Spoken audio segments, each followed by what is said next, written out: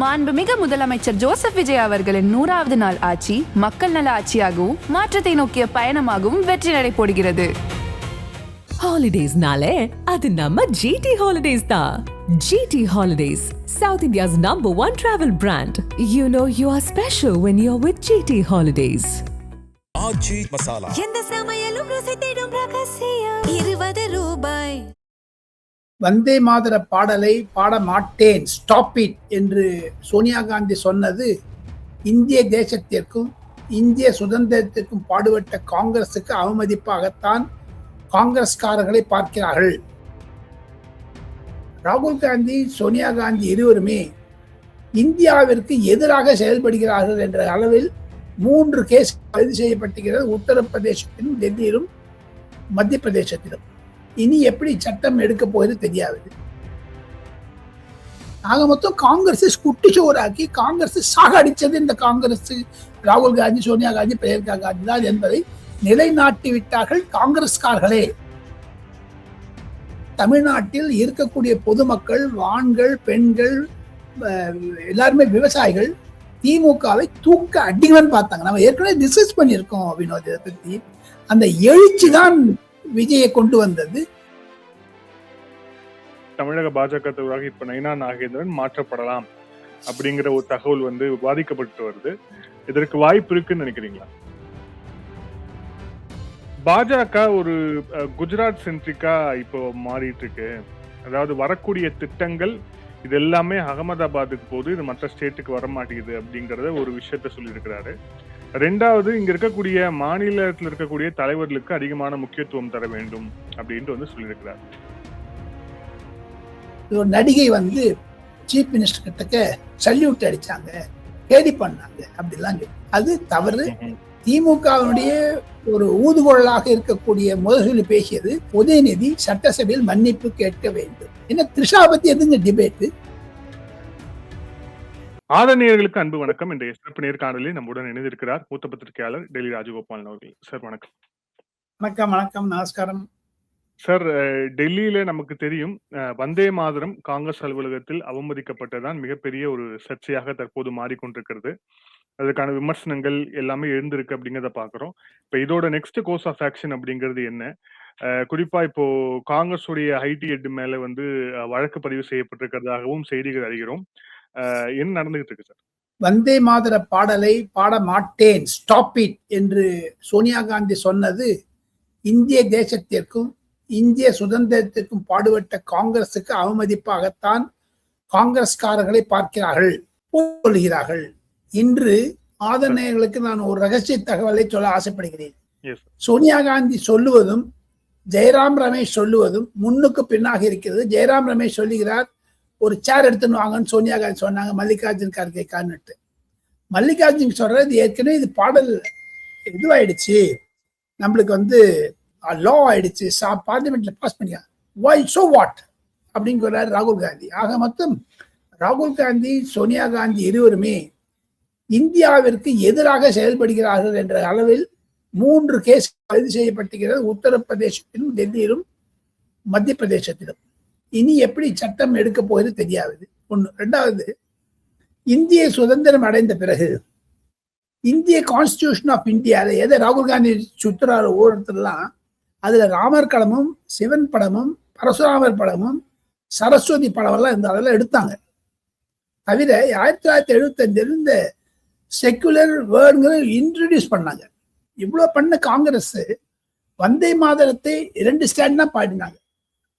பங்கிம் சந்திர சாட்டர்ஜி என்று சொல்லக்கூடிய மேற்கு வங்காளத்தில் இருந்த ஒரு பாடகர் எழுதினாரு, இந்திய தேசத்திற்காக 150 வருடம் ஆகிவிட்டது, அதற்கு நன்றி தெரிவிக்கும் அளவிற்கு செங்கோட்டையிலிருந்து அந்த 3 நிமிட பாடலை பாடியது இந்திய அரசாங்கத்துடைய கல்ச்சரல் மினிஸ்ட்ரி, ஹோம் மினிஸ்ட்ரி எல்லாம் உள்பட. பாராளுமன்றத்தில் சட்டம் பாஸ் பண்ணாங்க. அதுல திமுக ஒன்றுதான் எதிர்த்தது, காங்கிரஸ் எதிர்க்கவில்லை. இப்போ முஸ்லிம் வாக்காளர்களுக்கு கிறிஸ்தவர் வாக்காளர்கள் வேண்டும் என்று வடநாட்டில் உத்தரப்பிரதேசத்திலும் பஞ்சாபிலும் தேர்தல் நடக்க போகிறது. அதற்காகத்தான் சோனியா பண்ணாங்க. என்ன அயோக்கியத்தனம் தெரியுமா உங்களுக்கு? தேச பாடலை அவமதிப்பது என்று உடத்தை சிரித்துனாங்க. அப்படியே ஸ்டாப் இட்டுங்கிறாங்க. இவ யாருங்க சொல்றதுக்கு? அதான் காங்கிரஸே சொல்றாங்க. சசி தரூரே ஓப்பனா சொல்றாரு, எல்லாருமே ஓப்பனா சொல்றாங்க, தயவுசெய்து அது மாதிரி பண்ணக்கூடாது அப்படின்னு. அப்ப தேசிய பாடலுக்கு அவமானம் சொல்லாம, ஏற்கனவே இந்த முஸ்லீம்கள் கிறிஸ்தவர்கள் அந்த பாட்டுக்கு எழுந்து நிற்கிறது கிடையாது, ஜனகமனத்துக்கே நிற்கிறது கிடையாது. இதை சட்டமாக்கினார் அமித்ஷா, அது மேல கோவங்க. ஸோ அதை ஸ்டாப் பண்ணணும்னு பண்றாங்க. இன்று காலை மல்லிகார்ஜுன் கார்கே ஒரு சர்க்குலர் அடிச்சிருக்காரு எல்லா காங்கிரஸ் மாநிலங்கள் தலைவர்களுக்கெல்லாம், மாணிக் தாக்கூர் உள்பட 2 ஸ்டாண்ட்ஸா தான் பாடணும், நாங்க வந்து சட்டத்தை போட்டு இருந்தாலும் இந்த சட்டத்தை அவமதிக்கிறது பாஜக என்றால் எழுதியிருப்பதாக நான் கேள்விப்படுகிறேன். ஆங்கில தொலைக்காட்சியிலிருந்து அந்த விவாதத்தில் நானும் கலந்து கொண்டேன் என்று. அந்த ஆங்கில விவாதத்தில் நடந்து கொண்ட விவாதத்தின் சுருக்கத்தை தான் ஆதன் நேயர்களுக்கு வினோத் மூலமாக நான் சொல்லுகிறேன். இது மாதிரி அந்த ஒரு கடிதம் எழுதியிருப்பது மல்லிகார்ஜுன் கர்கே காங்கிரசுக்கு செய்யக்கூடிய துரோகம் என்று தான் பார்க்கிறேன். ஏன்னா இவ்வளவு சுதந்திர வீரர் இருக்காங்க. நேஷனல் ஹெரால்டு ஜவஹர்லால் நேரு பெரிய பெரிய ஆளுங்களால நியமிக்கப்பட்டது, அதை வச்சு லூட் அடிக்கிறாங்க. ஆக மொத்தம் காங்கிரஸை குட்டிச்சோராக்கி காங்கிரஸை சாக அடிச்சது இந்த காங்கிரஸ், ராகுல் காந்தி, சோனியா காந்தி, பிரியங்கா காந்தி தான் என்பதை நிலைநாட்டி விட்டார்கள் காங்கிரஸ்காரர்களே. அங்கே உள்ள ஒரு குழப்பம் இருக்கிறது வினோத். வரக்கூடிய உத்தரப்பிரதேச தேர்தலில் என்னதான் நடக்குமோ தெரியல, காங்கிரஸ் வேண்டுமென்றே சரி. பாருங்க, பாராளுமன்றத்தில் இந்த சட்டம் வரும்பொழுது திமுக ஒன்று தான் எதிர்த்தது, 5 நிமிடத்தில் பாஸ் பண்ணிட்டாங்க. எதுக்காக காங்கிரஸ் அனுமதித்தது? அங்க வந்து வெளியில கத்துறாங்களே. ஒண்ணு ராகுல் காந்திக்கு நாடாளுமன்றத்தில் பார்ப்பதற்கோ பேசுவதற்கோ அவருக்கு வந்து இஷ்டம் இல்லை. ஏன்னா மீதினா சப்ஜெக்ட் மேல பேச மாட்டாரு, வேற ஏதோ பேசுவார். இந்த வந்தே மாதத்துல பேசினாங்கன்னா பாஜக சரியான சவால் அடி கொடுக்குறாங்க, அது பயந்து ஓடுறாரு ராகுல் காந்தி. ஆக மொத்தம் இன்று காங்கிரஸ் சர்க்குலர் அனுப்பித்தது ஒரு மாபெரும் இந்திய தேச விரோத செயலாகத்தான் பார்க்கிறார்கள். தாங்கள் கேட்ட கேள்விக்கு சோனியா காந்தி மீது வழக்கு பதிவு செய்யப்பட்டிருக்கிறது, மல்லிகார்ஜுன் கர்கே மீது எப்படி போகும் என்று வெயிட் அண்ட் வாட்ச். சார், இன்னொரு முக்கியமான நிகழ்வு நேற்று நடைபெற்றிருக்கிறது. இந்தியா டுடே கான்க்ளேவ்ல பாஜகவுடைய முன்னாள் மாநில தலைவர் அண்ணாமலை பேசுனதை பார்த்திருப்பீங்க. அதுல வந்து அவர் அலிகேஷன் அப்படிங்கிற ஒரு ஸ்ட்ராங் நோட்ல இல்ல, இருந்தாலும் பல்வேறு கருத்துக்கள் பாஜக தொடர்பாக அந்த செய்தியாளர் கேட்ட கேள்விக்கு பதில சொல்லியிருக்கிறார். அதுல மிக முக்கியமா அவர் சொன்னது அப்படிங்கிறது வந்து, பாஜக ஒரு குஜராத் சென்ட்ரிக்கா இப்போ மாறிட்டு இருக்கு. அதாவது வரக்கூடிய திட்டங்கள் இது எல்லாமே அகமதாபாத்துக்கு போகுது, இது மற்ற ஸ்டேட்டுக்கு வர மாட்டேங்குது அப்படிங்கறத ஒரு விஷயத்த சொல்லியிருக்கிறாரு. 2வது, இங்க இருக்கக்கூடிய மாநிலத்தில் இருக்கக்கூடிய தலைவர்களுக்கு அதிகமான முக்கியத்துவம் தர வேண்டும் அப்படின்ட்டு வந்து சொல்லியிருக்கிறார்.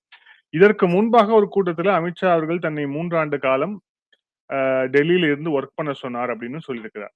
இப்போ இது தொடர்பாக உங்களுடைய கருத்துக்கு போறதுக்கு முன்னாடி, இப்போ இது தொடர்பாக டெல்லியில் என்ன மாதிரியான பேச்சுக்கள் நிலவுகின்றன? ஏன்னா அவர் எல்லாமே பேசினது அப்படிங்கிறது ஒரு நேஷனல் டெலிவிஷன்ல, இது டெல்லியில எந்த மாதிரியான விஷயங்களா ஓடிட்டு இருக்கு சார்? யாருமே சீரியஸா எடுத்துக்கலைங்க. ஏன்னா தமிழ்நாட்டு திட்டத்தை பாராட்டி பேசியவர் இதே அண்ணாமலை. நிர்மலா சீதாராமன் டிஃபென்ஸ் காரிடார் கொடுத்த போது 15 லட்சம் கோடிக்கு கொடுத்த போது அதையெல்லாம் பாராட்டி இருக்கிறார். என் மண் என் மக்கள் யாத்திரை எதற்காக அவருக்கு முயன்றார்? மத்திய அரசாங்கத்தினுடைய திட்டங்களை பிரபலப்படுத்துவதற்காகத்தானே. ஆக மொத்தம் அவர் தனக்கு முன்னுக்கு முரணாக பிறனாக பேசுகிறார் என்று தான் பாஜகவினர் சொல்லுகின்றனர்.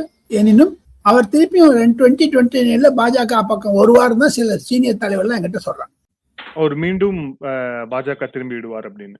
ஏன்னா அவர் வந்து எடியூரப்பா மாடல், எடியூரப்பா திருப்பி வந்தாரு, தனி கட்சி ஆரம்பிச்சாரு கர்நாடகாவில்.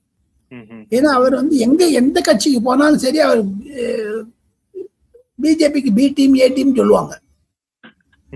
அண்ணாமலை இப்பொழுது பாஜகவில் இல்லை, ஒரு அரசியல் கட்சி தலைவராக ஆக கொண்டு வருகிறார். அதை பாஜக அரசியல் ரீதியாக எதிர்நோக்கும் என்று தான் சொல்லுகிறார்கள். மாநில கட்சியினுடைய தலைவர்களுக்கு பல போக்கள் இருக்கத்தான் இருக்கின்றன, காங்கிரசிலும் பிரிவுகள் இருக்கின்றன. இன்று செல்வ பெருந்தகை எங்க இருக்காரு? காங்கிரஸ்லயா இல்ல என்ன தமிழ் வெற்றி கழகம் அவருக்கு மேல சிபிஐ கேஸ் ஆம்ஸ்ட்ராங் வழக்குல போடுறதுக்கு மஞ்சூருக்கு, அதாவது அப்ரூவல் கொடுத்துட்டாங்க. அதை காங்கிரஸ் வரவேற்கிறது. அந்த மாதிரி இப்போ இவர் வந்து பாஜகவினுடைய இந்நாள் தலைவரை சொல்லுவது என்பது ஒவ்வொரு கட்சியிலும் இருக்கக்கூடிய சண்டை தான் நான் பாக்குறேன். அதை பத்தி பாஜக ஒரு சீரியஸா எடுத்துக்கலீங்க டெல்லியில. ஓகே சார், இப்போ இங்க சட்டமன்றம் நடந்து கொண்டிருக்கிறது. தினம் தினம் சட்டமன்றம் பேரவையில விவாதங்கள் போயிட்டு இருக்கு, மானிய கோரிக்கைகள் போயிட்டு இருக்கு அப்படிங்கிறத பாக்குறோம். இதுல ஸ்பெசிபிக்கா போறதுக்கு முன்னாடி முதல் விஷயமா இப்ப நடந்து வரக்கூடிய அந்த சட்டப்பேரவை நிகழ்வுகள், குறிப்பாக ஆளும் கட்சியை நோக்கி எதிர்க்கட்சியினர் திமுகவினர் கேள்வி எழுப்புவதும், அதற்கு அமைச்சர்கள் பதில் சொல்வதை நீங்க எப்படி பார்க்குறீங்க? ஏன்னா, அந்த பார்லிமென்ட் டிபேட்ஸ கவர் பண்ணதுல ஒரு மிகப்பெரிய அனுபவம் கொண்டவர் நீங்க. சோ அப்படி இருக்கும்போது, அந்த அனுபவத்துல இருந்து இப்போ நடக்கக்கூடிய அந்த சட்டமன்றத்த பார்க்கும்போது உங்களுக்கு என்ன தோணுது? விஜய்க்கு பாராட்டுதல்கள். முதலமைச்சர் விஜய் என்பவர் செய்கிறார். செய்தியாளர் என்ற ரீதியில் முதலமைச்சர் விஜய் அவர்களுடைய போக்கு, அதன் நடத்தை எல்லாம் வெளிப்படையாக இருக்கிறது. தேர்தலுக்கு முன்னதாகவே சொன்னாரு, ஐ எம் டிரான்ஸ்பரண்ட் என்று. பதவியேற்கும் விழாவில் கூட ராகுல் காந்திக்கு எதிர்க்க சொன்னார். எதுக்காக? நான் நரேந்திர மோடியுடன் தொடர்பு கொண்டு இருப்பேன் என்பதை வெளிப்படுத்துவதற்காகவும் சரி, ஓப்பனா இருக்காரு. அந்த ஓப்பன்னஸ் எக்ஸிபிட் பண்றதுக்கு சட்டசபையில லைவா போகுது. ஏவாவேலு கிண்ட பண்ணாரு, அதுக்கு ஆதன் பதில் சொன்னார், ஆதவ் அர்ஜுனா பதில் சொன்னார். இதெல்லாம் பார்க்க முடியுது. நாடாளுமன்றத்தில், ராஜ்யசபா, லோக்சபாவில் நன்றாக ஒளிபரப்பு செய்வதை எதிர்கட்சிகள் எதிர்க்கின்றன, இன்க்ளூடிங் ராகுல் காந்தி. நீங்க ஒளிபரப்பு செய்யக்கூடாது என்பது எதிர்கட்சியுடைய விவாதமாக இருக்குது, வாதமாக இருக்கு. என் பக்கம் கேமரா வரல, என் பக்கம் போக்கஸ் வரல, அடிக்கடி ராகுல் காந்தி சொல்லுவார். ஆனாலும் தமிழக சபாநாயகர், சட்டமன்ற சபாநாயகர் பிரபாகரனுக்கு வாழ்த்துக்கள் as a சீனியர் ஜேர்னலிஸ்ட். ஆனாலும் ஒரு ஒரு சஜஷன், ஒரு ஐடியா, ஒரு ஆலோசனை தமிழக முதல்வருக்கு ஆதன் தொலைக்காட்சி மூலமாக, வினோத் மூலமாக ஒரு வேண்டுகோள். லோக்சபா பிரஸ் அக்ரிடேஷன் கமிட்டியில நான் சேர்மனா இருந்தேன், செக்ரட்டரியா இருந்திருக்கேன். நாங்கள் எல்லாம் நிருபர்கள் என்ற ரீதியில் லோக்சபா சபாநாயகர் சிவராஜ் பட்டேலுக்கு ஒரு கடிதம் எழுதினோம் 2 வருடங்களுக்கு முன்னதாக. அதை நிலைப்படுத்தினார். எங்களுடைய கோரிக்கையை, வேண்டுகோளை ஏற்றுக்கொண்டார். வேண்டுகோள் என்ன என்று கேட்டால், பிரதிதினம் இந்த சட்டசபையினுடைய விவாதங்கள் நேரடி ஒளிபரப்பாகின்றன. 3 கட்சி தலைவர்களை வைத்துக் கொண்டோ, அதிமுக, திமுக, நம்ம தமிழ் வெற்றி கழகம், இல்ல கம்யூனிஸ்ட், இல்ல பாஜக, இல்ல தமிழ் விடுதலை சிறுத்தை கட்சி, 3 எம்எல்ஏ வச்சுட்டு டிபேட் பண்ணணும். இந்த என்னென்ன நடந்ததுங்கிறத பத்தி அதுதான் விளக்கம் வரும். இன்னொன்னு, வெள்ளி, சனி, ஞாயிறு இந்த 3 நாள்ல நிருபர்களை வைத்துக் கொண்டு விவாதம் செய்ய வேண்டும். இப்போ ராஜகோபால் இல்ல அங்க தமிழ்நாட்டு அசம்பிளியின் மூத்த நிருபராக இருக்கக்கூடிய 3 பேரை வைத்து சபாநாயகர் ஒரு விவாத பொருள் ஆக்கினாரே ஆனால் இன்னும் பொதுமக்களிடமே பரவும் இந்த டிரான்ஸ்பரண்ட் அட்மினிஸ்ட்ரேஷன், டிரான்ஸ்பரண்ட் டிபேட். இதன் மூலமாக ஊழலை குறைக்க முடியும் என்பதுதான் சட்டசபையிலும் சரி, லோக்சபையிலும் சரி, சிவராஜ் பட்டேல் மற்றும் சோம்நாத் சாட்டர்ஜி, ஓம் பிர்லா போன்ற தலைவர்கள், சபாநாயகர் சொல்லுவது. ஏன்னா டிரான்ஸ்பரண்டா இருந்தா உங்களுக்கு எங்க வெளியில வந்துடும் லஞ்சம். அதை முதலமைச்சர் ஏற்றுக்கொள்வார் என்று நினைக்கிறேன். இந்த நேரடி விவாதங்களை எல்லாம் விவாதமாவே நாம விவாதம், புரியுதுங்களா உங்களுக்கு? இப்ப லோக்சபா டெலிவிஷன்ல பண்ணிட்டு இருக்காங்க. அந்த மாதிரி செய்ய வேண்டும் என்ற யோசனை முதலமைச்சர் முன்னாக, சபாநாயகர் முன்னதாக நான் வைக்கிறேன். ஏற்றுக்கொள்வார்கள் என்று நம்புகிறேன். ஏன்னா நிருபர்களுக்கும் பார்ட்டிசிபேஷன் வேணும். நிருபர்ல ஒரு 20 நிமிடம் தமிழ்நாட்டில் உட்காந்து நான் அங்க கவர் பண்ணியிருக்கேன். 1967, 68, 69 ஐயா கருணாநிதி முதலமைச்சராக இருந்தபோது நான் மெயில் என்ற ஆங்கில பத்திரிகை நிருபராக இருந்தேன் சென்னையில். அங்க நான் செக்ரட்டரியேட் போயிருக்கேன். அங்கெல்லாம் நான் இளம் நிருபராக இருந்தபோது, அப்போ எனக்கு திருப்பதி என்று சொல்லக்கூடிய தினத்தந்தியுடைய நிருபர், கல்யாணம் என்று சொல்லக்கூடிய தினமணி நிருபர், KV நாராயணன் என்ற UNI நிருபர்கள்லாம் என்னை அழைச்சிட்டு போவாங்க சின்னவனா இருக்கு. ஸோ அந்த மாதிரி முதலமைச்சருக்கு வேண்டுகோள், பாராட்டுதல்கள். கண்டிப்பாக இது பொதுமக்களிடையே ஒரு விழிப்புணர்ச்சி ஏற்படுத்தும். அந்தந்த தொகுதி எம்எல்ஏக்களுடைய பணிகளை அந்த வாக்காளர்கள் எப்படி பார்க்கிறார்கள் என்ற ஒரு இதுவும் வரும். இது ஒரு வரவேற்கத்தக்க முயற்சி என்று தான் நினைக்கிறேன். இனிமேல் அது இப்போ கேமரால பிரைவேட் கேமராவே டெவலப் பண்ணணுங்க அந்த சட்டசபை உள்ள. இப்ப சன் டெலிவிஷன், அப்ப புதிய தலைமுறை, அப்புறம் தினத்தந்தி, இந்த ஈவன் ஊடக கல்வியாகவும் அங்க ஸ்பேஸ் கொடுத்துட்டு நிறைய பேர் பண்ணணும் தான் என்ன ஒரு யோசனை. லோக்சபாலையும் பண்றாங்க. ஓகே, இப்போ இந்த வாத பிரதிவாதங்கள்ல இருந்து நம்ம ஸ்டார்ட் பண்ணலாம். அதுக்கு முன்னாடி சட்டசபைக்கு வெளியே நடந்த நிகழ்வுகளை, குறிப்பாக உதயநிதி அவர்கள் திமுகவுடைய வழக்கறிஞர் அணி பிரிவு கிட்ட அந்த மேடையில அவர் பேசும்போது பல விஷயங்களையும் சொல்லியிருக்கிறார். ஒண்ணு, இது டம்மி முதலமைச்சர் அப்படின்னு முதலமைச்சரை விமர்சிக்கிறதாகட்டும், அதன் தொடர்ச்சியாக இந்த அரசு ஒரு ஸ்திரத்தன்மையோட அரசாக இல்லை, யார் அமைச்சர் யாரு எம்எல்ஏன்னு முதலமைச்சருக்கே தெரியல, நமக்கான பணி ஜாஸ்தியா இருக்கு அப்படின்னு கடுமையான விமர்சனங்களை வைத்திருக்கிறார். மிக குறிப்பாக கைது செய்யப்பட்ட விவகாரத்தையும் அப்படி குறிப்பிட்டு பேசியிருக்கிறார். இதுல உங்களுடைய திமுக என்பது எதிர்க்கட்சி. திமுகவிடமிருந்து தமிழக வெற்றி கழக அரசாங்கத்தை பாராட்டுவார்கள் என்று எதிர்பார்க்குவது தவறு. இந்திய ஜனநாயகத்தில் ஒரு ஸ்ட்ராங் அப்போசிஷன் தேவை. தமிழ்நாட்டில் இருக்கிறது, அகில இந்தியாவிலும் இருக்கிறது. இதே தேவகவுடா அவர்கள் முதல் பிரதமராக இருந்த போதும் சரி, இதே PV நரசிம்மராவ் பிரதமராக இருந்த போதும் சரி, பல எம்பிக்கள் அவருக்கு தெரியாது. தேர்ந்தெடுத்து பத்திரிகையாளர்கள் தவிர நேராக பார்த்தா தெரியவே தெரியாது. ஈவன் ராஜீவ் காந்திக்கே தெரியாது. 400 எம்பிக்கு வச்சிருந்த ராஜீவ் காந்திக்கு ராகுல் காந்தியுடைய ஃபாதருக்கே தெரியாது. நான் அவ்வளோ பார்த்திருக்கேன். மிஸ்டர் தேவகவுடா தமிழ்நாட்டிலிருந்து தயாநிதி மாறனோ அல்லது குறிப்பாக ஒரு பேர் எடுத்துக்கிறேன், SS பழனிமாணிக்கம், அவரை பார்க்க போனோம்னா போட்டோ ஒட்டி கொடுங்கன்னு கேட்பாங்க. போட்டோவை பார்த்து தான் அவர் இது வினோதா வினோத் ராஜகோபால் நினைச்சுப்பாரு, புரிஞ்சுப்பாரு. அப்பேற்பட்ட நிலையில் மத்திய அரசாங்கமே நடைபெற்றது. ஆனால் புதியதாக தேர்ந்தெடுக்கப்பட்டிருக்கக்கூடிய விஜய் அவர்களுடைய அரசாங்கத்திற்கு கண்டிப்பாக எதிர்க்கட்சிகள் சொல்லுவது நியாயம், அதை ஏற்றுக்கொள்ள வேண்டும். ஆனால் உதயநிதி சொன்னது மிக மிக தவறான கருத்துகள். அவர் ஐடென்டிஃபை பண்ண முடியல, மினிஸ்டரே பேச முடியலன்னா, இவர் முதல் நாள்ல பேசினாரு. இப்பதானே ட்ரைனிங் வாங்கியிருக்காரு. ட்ரைனிங் 5 வருஷம் கொடுத்துட்டு தானே வந்திருக்காரு.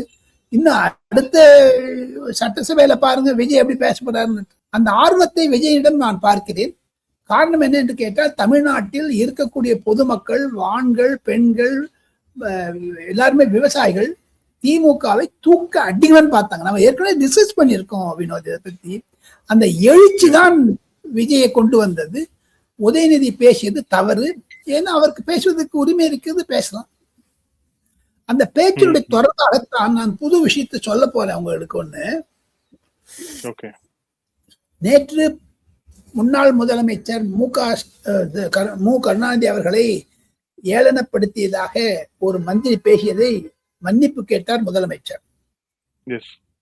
முதலமைச்சருடைய மாண்பை காண்பிக்கிறது. அது நாடாளுமன்ற நடவடிக்கை எல்லாம் அவ்வளோ பெரிய ஒரு சாரி ஃபார் தட் சொல்றது யாருமே சொன்னது கிடையாது நாடாளுமன்றத்தில் கூட.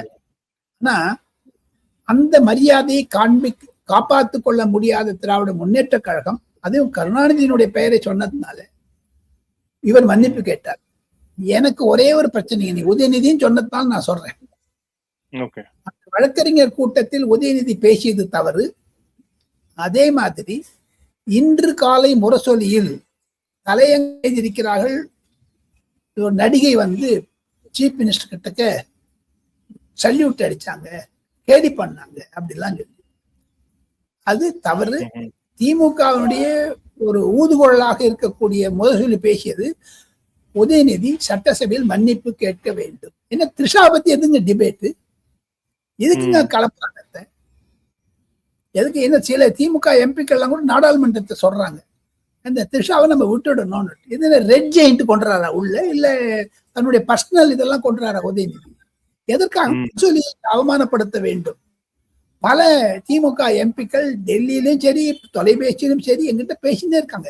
ஏன்னா அந்த சங்கீதானுடைய அபிடவிட்டை ரிலீஸ் பண்ணாங்க பிஃபோர் எலெக்ஷன். இப்ப இன்னைக்கு அந்த அம்மா அந்த டைவர்ஸ் கேஸை வித்ட்ரா பண்ண அப்புறம் கேலி பண்ணாங்க. ஒரு முதலமைச்சர் தாக்குவது என்றால் கொள்கை ரீதியாகவும் சரி பரிசீலனை செய்து தாக்க வேண்டும். ஆனால் விவாத பொருளாக ஆக்கி இந்த த்ரிஷாவை அசிங்க, ஏன்னா அவங்க அப்பா அம்மா பக்கத்தே உட்கார்ந்துருக்காங்க, சீக்கிரட்டா இல்லையே. முதலமைச்சருக்கு அந்த ஃப்ரண்ட் சீட் கொடுக்கணும்னா வினோத், தமிழக காவல்துறையின் அனுமதியில் இருக்க வேண்டும். இரண்டாவது, டெல்லியிலும் சரி எங்க போனாலும் சரி அது ஏற்பாடு பண்ணதுக்கு public works department, general department, நிறைய ஒவ்வொரு ஆட்சியில ஒவ்வொரு மாதிரி இருக்கும்.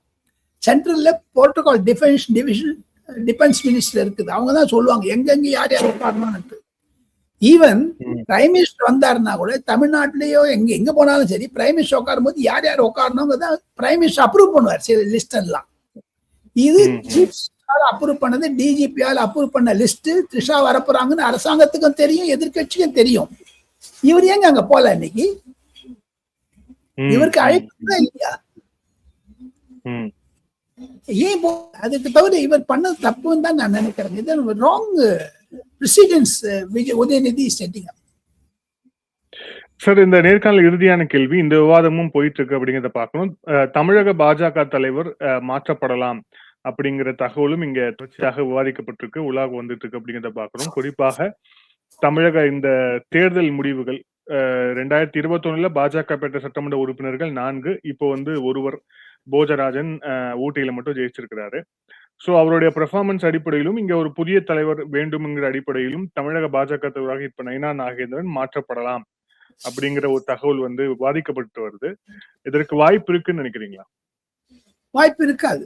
நயினா நாகேந்திரன் தொடருவார். காரணம் என்ன என்று கேட்டால், நாளை அமித்ஷா அவர்கள் சென்னை வர இருக்கிறார்கள். சென்ற வாரம் கூட வந்திருந்தாரு, கோவிலுக்கு போயிட்டு வந்தாரு, திருவண்ணாமலைக்கு அந்த ரமண மகரிஷி ஆசிரமத்துக்கெல்லாம். அப்பெல்லாம் இந்த மாதிரி வராது இருந்தது சரி, இப்போ வருதும் சரி.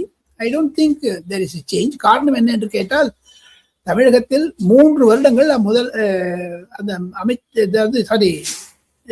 பார்ட்டி பிரசிடென்டா இருக்கலாங்க ரூல் பிரகாரம்.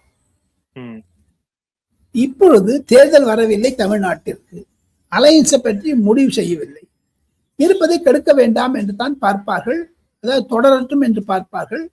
பாஜகவிற்கு முக்கியமாக இப்பொழுது உத்தரப்பிரதேசத்திலும் பஞ்சாபிலும் தான் கவனம் இருக்கிறதே தவிர ஈவன் யூனியன் கேபினெட் ரீஷபிள் கூட அவ்வளவு இம்பார்ட்டன்ஸ் இல்லை. ஏன்னா அது வந்து டீலிமிட்டேஷன் பில் பாஸ் ஆன பிறகு, எஃப்சிஆர்ஏ பில் பாஸ் ஆன பிறகுதான் எக்ஸ்பான்ஷன் பண்ணுவார். காரணம் என்ன, யாராவது பண்ண அந்த 22 திரிணாமுல் காங்கிரஸ் ஓடி விடுவாங்க.